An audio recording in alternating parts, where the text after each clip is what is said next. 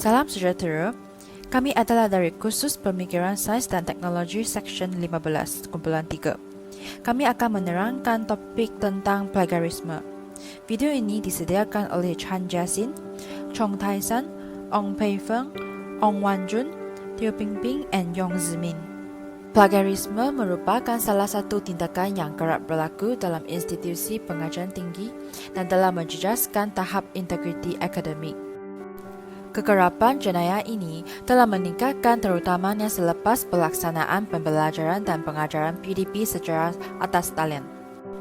Dalam video ini, kami akan menjelaskan faktor yang menimbulkan plagiarisme, kesan yang akan ditanggung akibat plagiarisme, cara menangani plagiarisme, pandangan dari segi Islam dan Kristen terhadap jenayah plagiarisme, dan juga Akta Hak Cipta 1987.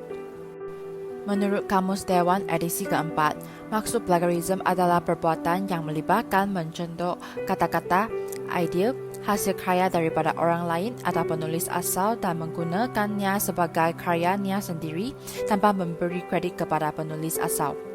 Terdapat beberapa jenis plagiarisme yang kerap berlaku dalam kalangan mahasiswa seperti peniruan secara langsung, pengubahsuaian perkataan-perkataan orang lain tanpa memberikan pengiktirafan yang sewajarnya, menggunakan idea-idea yang secara langsung diambil daripada orang lain tanpa memberikan pengiktirafan kepadanya. Untuk kefahaman yang lebih lanjut terhadap plagiarisme, kita telah menyediakan dua senario untuk menerangi plagiarisme secara terperinci. Bagi senario 1, ia mengenai plagiarisme semasa peperiksaan atas talian. Watak utama dalam senario tersebut ialah Ali. Ali seorang mahasiswa dan dia akan menduduki peperiksaan akhir tahunnya secara atas talian disebabkan oleh pandemik COVID-19. Sebelum peperiksaan, Ali telah menandatangani satu persetujuan iaitu Online Final Examination Procedure Consent Form tentang peraturan semasa peperiksaan yang harus dipatuhi. Namun, Ali tidak mengulang kaji pelajaran semasa study week dan dia cuba untuk mendapati pertolongan daripada pihak ketiga semasa peperiksaan dijalankan. Ali telah memuat naik kertas soalan pemeriksaannya di atas laman cek dan Course Hero semasa peperiksaan dijalankan. Ali telah memperolehi jawapan daripada pihak ketiga dan menyalin semua jawapan yang diperolehi ke dalam kertas jawapannya.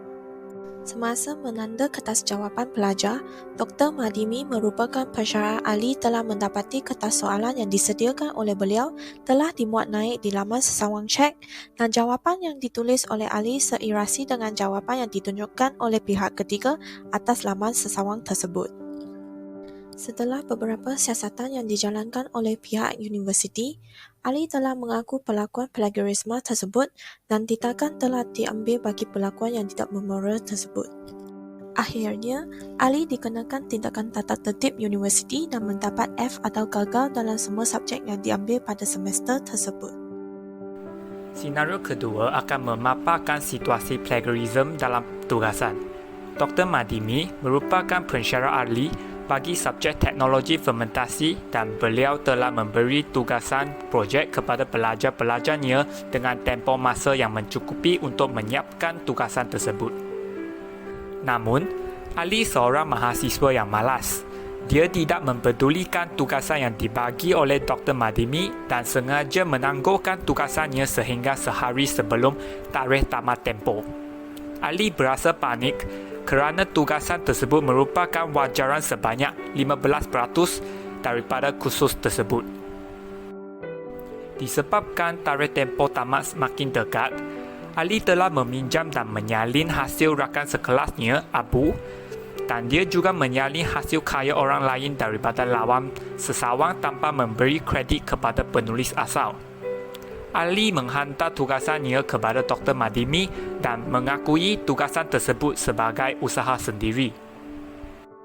Dr. Madimi mensyaki bahawa tugasan yang dihantar oleh Ali melibatkan pelakuan plagiarisme di mana pelakuan tersebut adalah dilarang dalam peraturan universiti.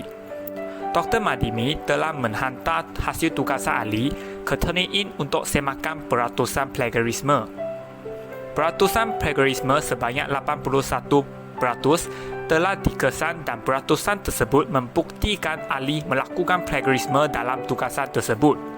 Sebagai penalti, Ali diberikan markah kosong atas perlakuan plagiarisme yang keterlaluan dalam menyiapkan tugasan tersebut. Dengan menyaksikan kedua-dua senario yang disediakan, kami mendapati beberapa faktor yang telah menimbulkan tindakan plagiarisme berlaku dalam kalangan mahasiswa. Faktor yang pertama adalah kemalasan, seperti kemalasan untuk mengulang kaji sebelum bertaksiran formatif dan summatif telah menjadi alasan utama kepada mahasiswa untuk melakukan plagiarisme. Selain itu, kami mendapati bahawa mahasiswa kekurangan kemahiran untuk berfikir kritis disebabkan sistem pendidikan yang tidak mengalahkan pelajar untuk menyuarakan khiyaran dan pendapat masing-masing. Faktor ketiga merupakan kekurangan kesedaran dalam penggunaan hasil karya orang lain. Sebagai contoh, mahasiswa kerap menyalin dan mengambil hasil karya orang lain untuk masukkan ke dalam tugasan sendiri. Di samping itu, mahasiswa kini kekurangan pengetahuan tentang pemberian kredit kepada penulis asal. Tanpa rujukan yang sepatutnya, tindakan ini akan dijadikan sebagai tidak beretika.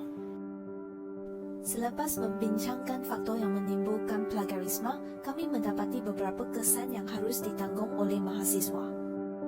Kesan pertama adalah kegagalan dalam akademik, seperti Ali dalam senario pertama, di mana Ali didenda oleh pensyarahnya disebabkan plagiarisme yang telah dilakukan dan berkemungkinan besar Ali akan mengalami penggantungan atau dibuang oleh pihak institusi pengajian tinggi.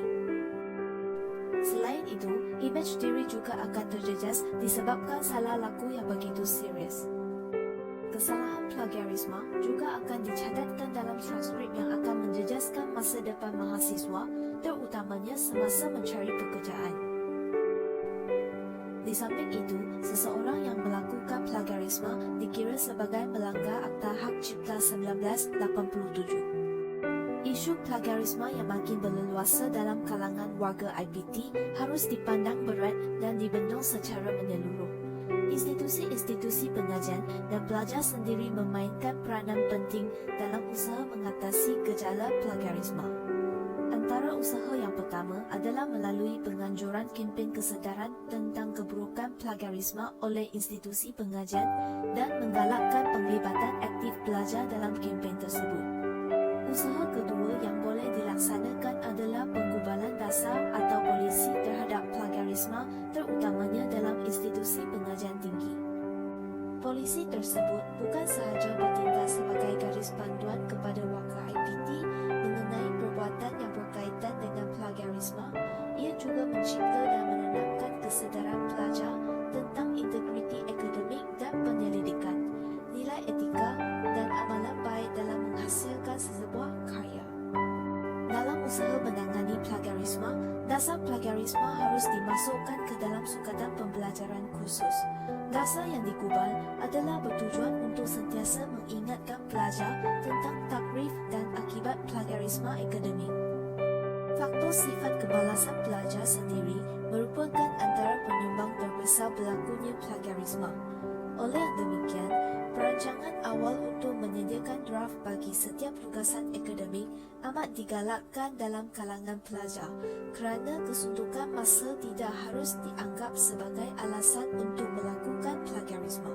Di sini, kami akan membincangkan pandangan perlakuan plagiarisme dari perspektif Islam dan Kristian. Dari perspektif Islam, perundangan Islam amat mengiktiraf hak milik peribadi dan amat menghargai pemiliknya. Segala perbuatan memplagiat atau mengambil hasil kerja orang lain tanpa kebenaran dan penghargaan kepada pemilik asal merupakan satu bentuk pelanggaran hak terhadap individu lain dan tindakan tersebut dianggap sebagai tidak beretika. Oleh itu, perundangan Islam memberi amaran yang keras dengan menjanjikan azab yang pedih kepada sesiapa yang menzalimi hak orang lain. Berdasarkan pandangan Kristian, mereka mendukung gagasan bahawa Perlakuan plagiarisme sebagai dosa iaitu sebuah masalah moral tetapi bukan hanya masalah akademik. Mereka juga menganggap perlakuan plagiarisme sebagai pencurian dan juga satu bentuk penipuan. Hak cipta adalah hak eksklusif yang diberikan oleh undang-undang untuk tempoh masa tertentu kepada pencipta karya untuk mengawal penggunaan karya mereka, dan plagiarisme dianggap sebagai salah satu bentuk pelanggaran hak cipta. Di Malaysia, perlindungan hak cipta adalah berasaskan kepada Akta Hak Cipta 1987. Malaysia tidak mempunyai sistem pendaftaran hak cipta.